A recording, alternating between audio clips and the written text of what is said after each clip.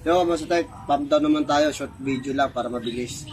So, i-on natin, tapos papunta natin. Dapat meron ka kasama na nakaabang doon sa saksakan o sa breaker. Kamusta tayo? So, bantayin na natin umandar, no? Kamusta tayo? Yo, kamusta tayo? Ito na yung pressure niya, no? Naka-andar lang. Ayan. So, stable lang natin siya. So, ikot ka dito para makita nila. So, yun ang una nating gagawin, Kamosotek, para hindi ka mabitin. Ito Kamosotek, bawasan mo siya ng mga 4 na ikot. 1, 2, 3, 4. Tapos, huwag mo isasagad ha. Ito yung una mo isasarado, yung maliit. Sarado natin.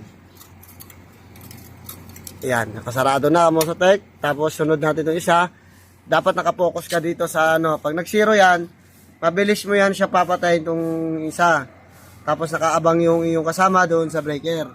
Yan, so focus tayo dito sa ating manifold gauge. Kamosotek. Pag nag-zero na po yan mga Kamosotek, pwede na ho siyang isarado dito.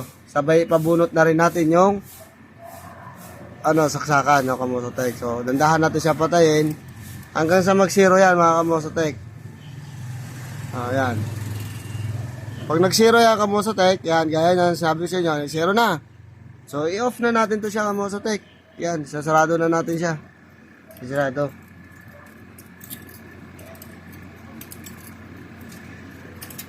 Pag sarado, off, patay. Ibig sabihin ng Kamosotek, zero na siya, ang freon nandito na. Nasa condenser na yung freon. So, ayos na, Kamosotek. Yun lang ang pump down, pwede mo na siyang kalasin lahat. Ayos.